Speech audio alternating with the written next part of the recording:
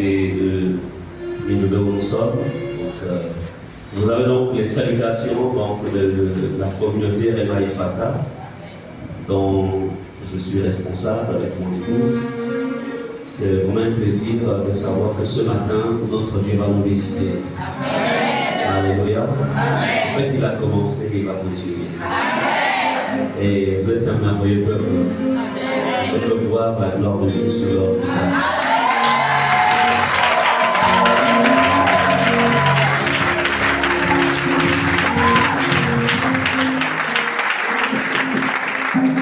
Alors, je vais quand même demander à votre leader exactement.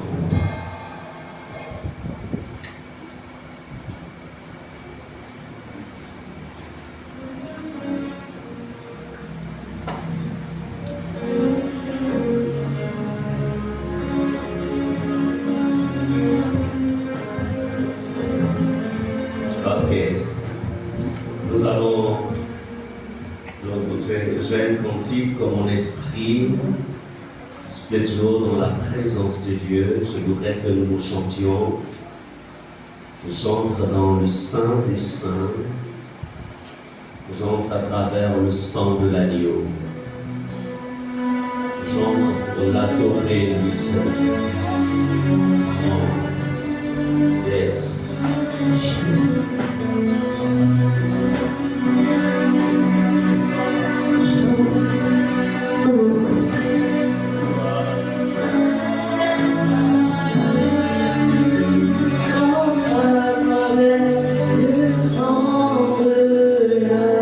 Adorons-le.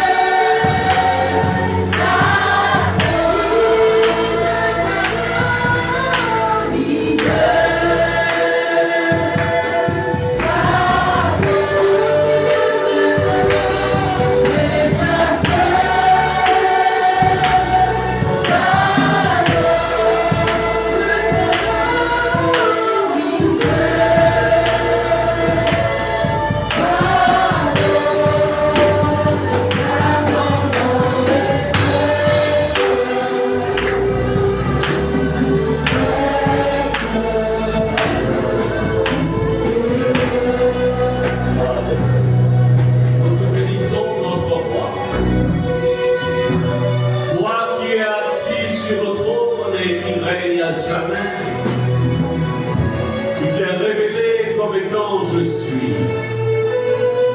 Celui qui n'a ni commencement ni fin.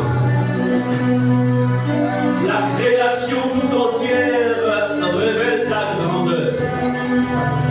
Nul n'est comparable à toi.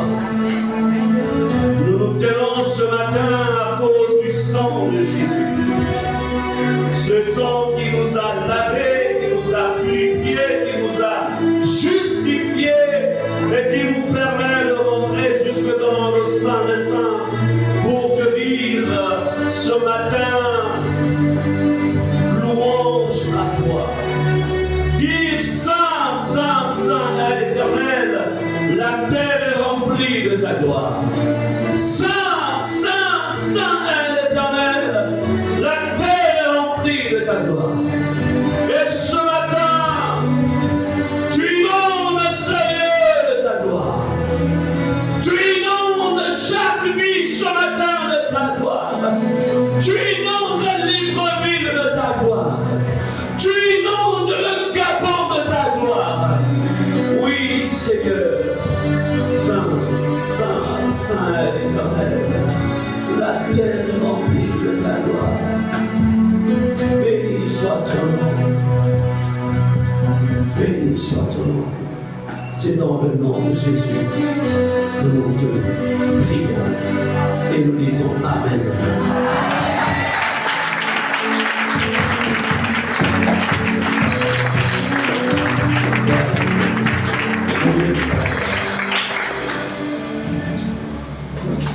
Merci.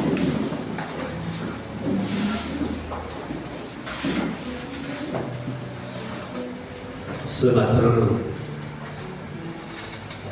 selon la direction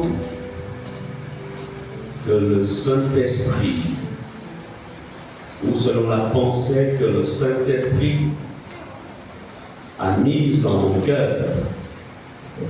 Vous savez, j'ai coutume de dire partout où je passe, et même là où j'exerce, je dis souvent, nous avons décidé de donner nos vies à Jésus, c'est pour aller au ciel. Plus précisément, c'est pour expérimenter le premier retour, ou je disais plutôt le second retour de Jésus, avec l'enlèvement. Je ne sais pas si c'est la même motivation qui t'anime, mais je voudrais vivement qu'il en soit ainsi. Si maintenant ce n'est pas l'enlèvement qui nous ravit, le jour où nos yeux se fermeront sur la terre, il faudrait que lorsqu'elle s'ouvre de notre côté, elle doit s'ouvrir en présence de Jésus. Amen. Alléluia. Amen. D'où le message que je vais vous donner ce matin sera un message d'une remise en question. Tu traduis? Tu vas traduire? Ah d'accord, ok. Alors,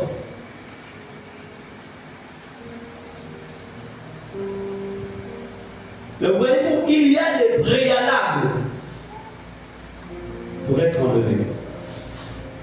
C'est bien beau ce matin, dans le monde entier, des hommes et des femmes sont rassemblés comme nous, dans des lieux de culte, célébrant le Seigneur, écoutant la parole de Dieu. Béni soit le Seigneur. Mais il y a une question à laquelle il faudra se poser. Si Jésus vient maintenant, combien seront enlevés? Combien resteront sur leur chaise? Et se posant la question, mais qu'est-ce que je fais? Amen. Chaque jour,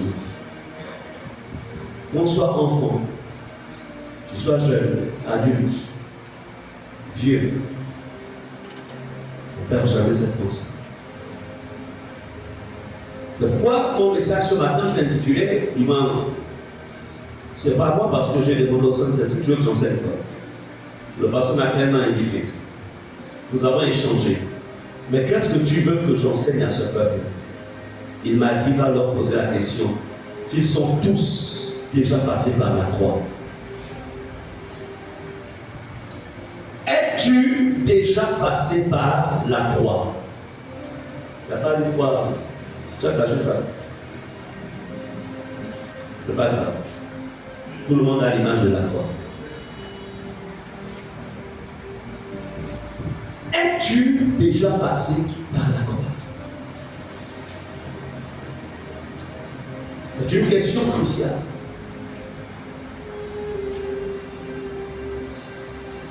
Un phénomène, en fait, se présente dans un ensemble de communautés, surtout les chrétiens de la fin du XXe siècle et ceux du XXIe siècle.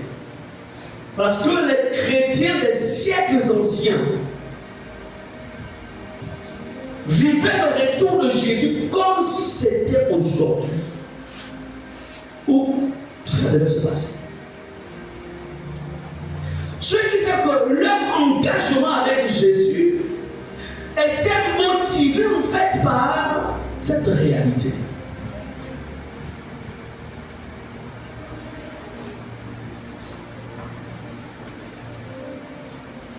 Les chrétiens du siècle présent remplissent les églises. C'est bien. Mais combien sont passés par la croix de Christ? Beaucoup ignorent même le message de la croix.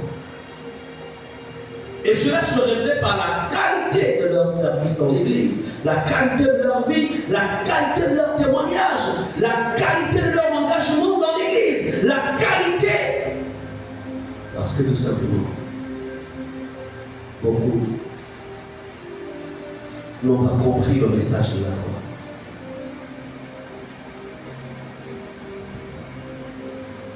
Écoutez ceci, pour le christianisme, la croix de Christ, sur laquelle il a été crucifié, est considéré comme un instrument de salut.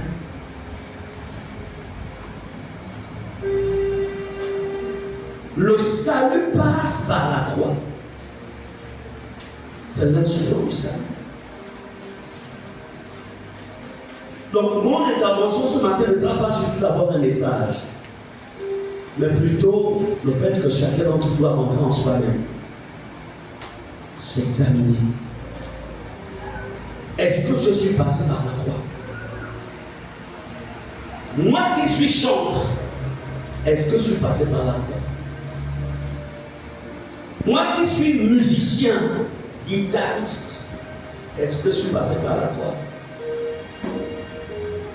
Moi qui suis intercesseur, membre de la sécurité, groupe des femmes, tout ce qui a comme département dans l'église, est-ce que je suis passé par la croix? Amen. Amen. Est-ce que la croix semble être un message qui est de plus en plus oublié. Ce qui fait que les résultats sont là. L'église est affaiblie. Il y a le monde dans les cœurs. Et nous allons voir ce matin qu'il est possible que tous autant que vous êtes, vous vous retrouviez devant la croix. Il est possible ce matin que l'œuvre de la croix se fasse dans les cœurs. Il est possible. Ouvrons ensemble 1 Corinthiens 1, verset 17 à 18. Nous allons lire une série de passages de la Bible. 1 Corinthiens 1, verset 17 à 18. 1 Corinthiens chapitre 1, verset 17 à 18, il est écrit: ce n'est pas pour baptiser que Christ m'a envoyé, c'est pour annoncer l'évangile, et cela sans la sagesse du langage, afin que la croix de Christ ne soit pas rendue vaine. Car la prédication de la croix est une folie pour ceux qui périssent, mais pour nous qui sommes sauvés, elle est une puissance de Dieu. Alléluia. Amen. Ici, c'est l'apôtre Paul qui hier s'appelait Saul. Quand il s'appelait Saul, c'était un persécuteur, un meurtrier. un homme extrêmement méchant. L'apôtre Paul va passer par la croix. Du moins, Saul passe par la croix et devient Paul. Et dans son expérience, il dira ceci. Ce n'est pas pour baptiser, mais Christ m'a d'abord envoyé. Ce n'est pas d'abord pour être chantre qu'il m'a envoyé. Ce n'est pas d'abord pour être prédicateur qu'il m'a envoyé. Ce n'est pas pour être d'abord intercesseur qu'il m'a envoyé. Tout cela est bien. Mais il faut d'abord que la croix ait accompli son œuvre, afin que tout le reste là se fasse. Amen. Lui il dit, ici, afin que la croix de Christ ne soit pas rendue vaine. Car la prédication de la croix est une folie pour ceux qui périssent. Mais pour nous qui sommes sauvés, elle est une puissance de Dieu. Et je vais démontrer tout ce passage, de ce message plutôt, pourquoi la prédication de la croix est une puissance. Pourquoi la prédication de la croix est une puissance. Pourquoi? Pourquoi? Beaucoup de chrétiens se battent aujourd'hui avec des troubles de comportement. Beaucoup sont dans la haine, dans les jalousies. Beaucoup sont dans une vie de concurrence, une vie de mensonge, une vie de fornication, d'adultère. Beaucoup sont dans une vie de rébellion, une vie de vol, de détournement. Mais ce matin, nous allons voir que celui qui est passé par la croix, il y a les marques de la croix sur sa vie. Amen. Et ce matin, il serait important que chacun d'entre vous, vous examiniez votre vie pour essayer d'identifier est-ce qu'il y a les marques de la croix. Les marques. Celui qui vous parle a 36 ans de marche avec le Seigneur. Je l'ai reçu en 1987, pendant les temps du réveil, ça n'était pas encore né ici. Mais j'ai laissé Jésus laisser les marques de la croix sur ma vie, afin que le monde ne me récupère pas. Amen. Le monde respecte ceux qui portent sur eux les marques de la croix. Le diable respecte tous ceux qui ont sur eux les marques de la croix. Les ténèbres s'éloignent de tous ceux qui portent sur eux les marques de la croix. Alléluia. Amen.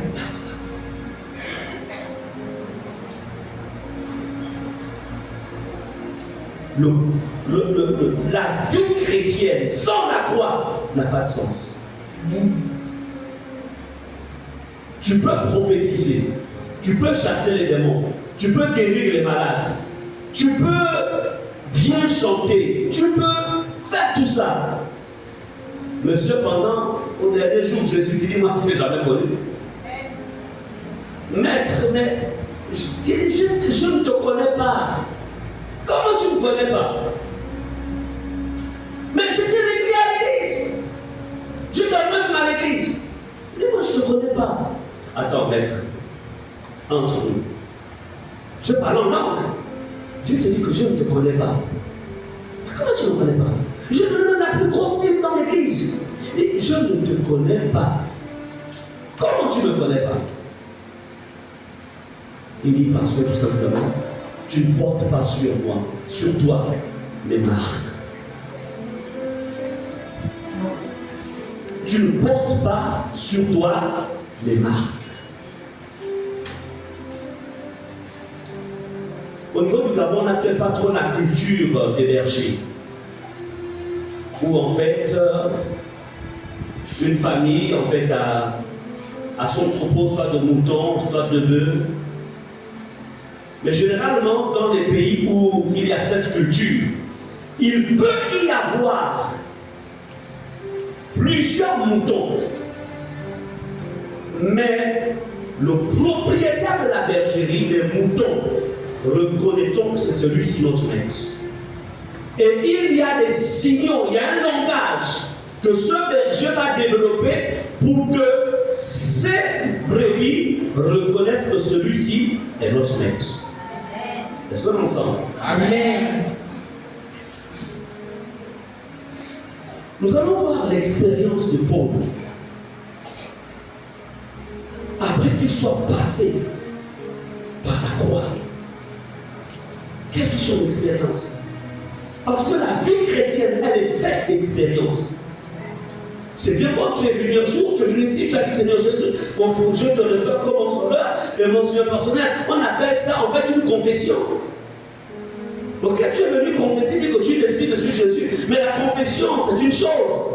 Mais de se passer par la croix, c'en est une autre. Plusieurs personnes se rapprochent ici et confessent qu'ils veulent suivre Jésus. Mais la confession, si elle n'est pas suivie du fait que tu sois passé par la croix, la confession est caduque. C'est-à-dire qu'elle ne te permettra pas de passer à un autre niveau. Et c'est ce qui retarde l'Église. Ça retarde le développement des ministères. Ça retarde l'avancement de l'Église. Parce que tout simplement, il y a un ensemble d'hommes et de femmes, des jeunes. Moi, j'ai vu quand je l'ai accepté, j'avais 21 ans quand je l'ai accepté. Mais très engagés. La première délivrance que je l'avais faite, j'avais 3 mois en Christ. 3 mois. Chassant les démonstrants, c'est moi que je serais pasteur. Engagé avec Jésus. Prêchons la parole à une autre jeunesse. À ceux de ma génération. Ce n'était pas le pasteur. Déjà à l'époque, nous fonctionnons plus avec ce qu'on appelle, à l'époque on appelle ça des cellules de prière. C'était à l'Italie, bien sûr. Les années 80. Je fais partie donc des fils du réveil pendant les années 80. Il y avait un feu. Pourquoi? Parce que on est passé par la croix. Amen. Amen. Quand on passe par la croix, il y a des marques.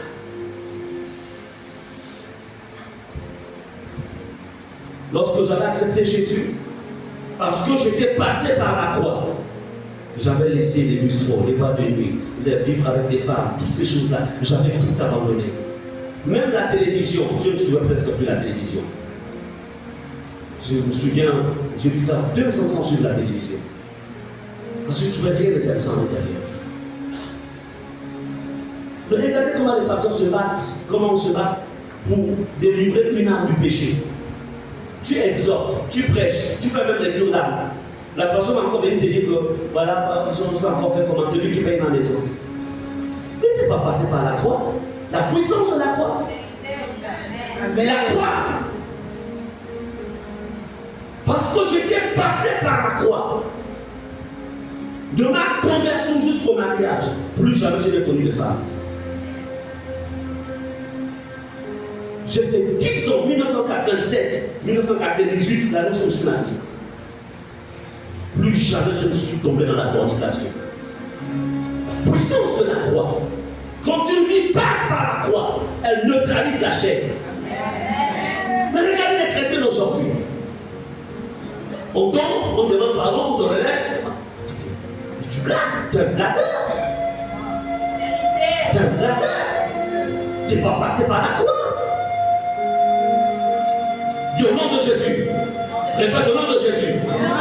Ça va changer. Ça va changer. Ma vie va changer. Ma vie va changer. Amen. Un époux qui est passé par la croix, il est fidèle à sa femme. Fidèle, il trompe pas sa femme. Même si la femme fait ce qu'on appelle une grève, les maris connaissent. C'est pas parce qu'elle grève que tu diras je vais aller en dehors. Jamais. Parce que la puissance de la croix ne te donne même pas l'envie d'avoir des telles expériences extra-conjugales. Amen. Et là, je voudrais édifier parce que je rends gloire à Dieu. Le message, c'est ce que l'on. Le message, c'est pas seulement ce que l'on lit, c'est ce qu'on a vu Jésus faire dans sa vie. Amen. Ça fait 25 ans que je suis marié. Jamais, à cause de l'œuvre de la croix, jamais je n'ai regardé dehors. La puissance de la croix.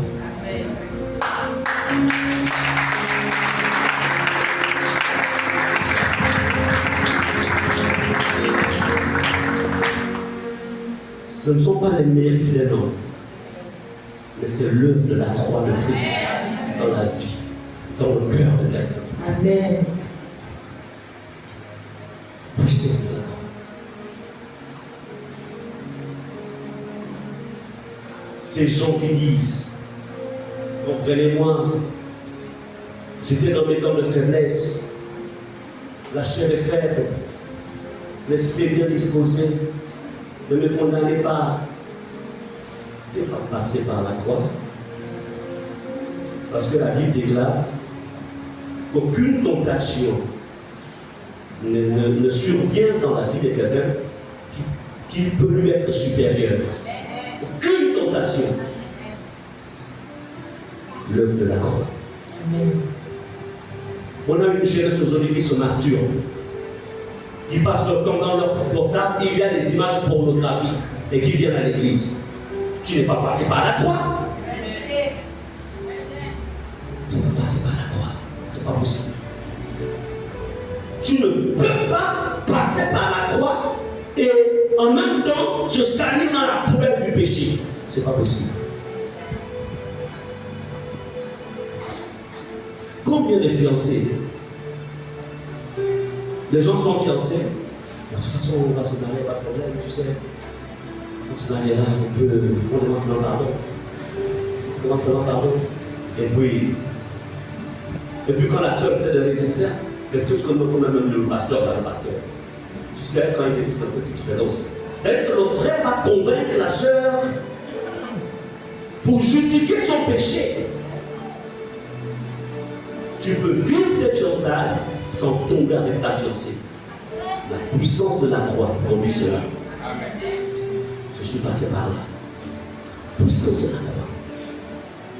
Tout le temps que j'étais fiancé, jamais je ne suis tombé avec ma fiancée. Jamais. Le plus beau cadeau que je pourrais lui offrir, c'était la découvrir dans le mariage. Pour que le mot nuit de noces ait un sens et une valeur pour elle. Ça, c'est l'œuvre de la croix. Amen. Et regardez les fiancés d'aujourd'hui. En vérité, ce sont des copains-copines, ils ne sont pas des fiancés. Ils nous mettent seulement le bon fiancé. L'œuvre de la croix vient traiter tous les problèmes de l'être humain. Ce que la loi n'a pas pu traiter, la croix traite cela. Amen. C'est pourquoi Paul dit dans Galates 2, verset 20. Galates 2, verset 20. Galates chapitre 2, au verset 20, il est écrit: j'ai été crucifié avec Christ. Et si je vis, ce n'est plus moi qui vis, c'est Christ qui vit en moi. Si je vis maintenant dans la chair, je vis dans la foi au Fils de Dieu, qui m'a aimé et qui s'est livré lui-même pour moi. Amen. Amen. Écoutez ceci. Avant que Paul ne soit apôtre, il est d'abord un enfant de Dieu. On n'est pas crucifié quand on est pasteur, on fait docteur évangéliste. On est crucifié quand on est l'apôtre ici. Il dit, j'ai été crucifié avec Christ. Comme pour dire, j'ai permis à l'œuvre de la croix de crucifier ma nature ancienne, de crucifier la chair, de crucifier au péché. Et aujourd'hui, si je vis, ce n'est plus moi. Puisque ma nature ancienne a été crucifiée, ce n'est plus moi qu'on voit, c'est Christ qu'on voit à travers de moi. Est-ce que toi, tu peux le dire? Quand on lit cela, on se dit c'est parce que c'est n'importe quoi. Non. Est-ce que tu peux dire j'ai été crucifié? Sans en faire une récitation. Beaucoup font la récitation. On a aujourd'hui beaucoup de chrétiens perroquets qui passent leur temps à répéter les passages de la Bible, à les déclarer, mais sans les avoir expérimentés. La parole de Dieu doit être expérimentée. C'est quoi ton expérience avec la parole? Quelle est ton expérience? Quelle est ton expérience? Mais je voudrais te dire, c'est possible que tu parles comme Paul. Alléluia. C'est possible. Donc, l'apôtre Paul ici, ayant découvert l'amour de Dieu, il décide de mettre sa vie, en fait, à la disposition de Jésus. C'est-à-dire, il s'est ouvert. Il n'a rien caché. Rien. L'apôtre Paul n'était pas venu vers Jésus pour ce que Jésus donne. Comme aujourd'hui dans les églises, beaucoup viennent dans les églises pour les bénédictions. Mais ce n'était pas d'abord pour les bénédictions que Paul était venu vers Jésus. C'est que qu'ils vont d'église en église. Ils commencent ici, à l'église Temple de la Lumière, ministère de réconciliation. Ils vont en rester 6 mois. Si au bout de 6 mois, 7 mois, ils se rendent compte que, comme ils sont à la recherche de la prospérité, ils se rendent compte que depuis 6 mois, il n'y a pas la prospérité, ils disent non, ici, il n'y a pas l'onction. Je vais aller à l'église du Carrefour là-bas, j'entends dire qu'il paraît que l'argent tombe du ciel et tout de suite on change de statut. Il va. C'est-à-dire que ce sont des chasseurs de bénédiction. Écoutez, soyez des chasseurs de Jésus. Amen. Soyez des chasseurs de bénédiction. Amen.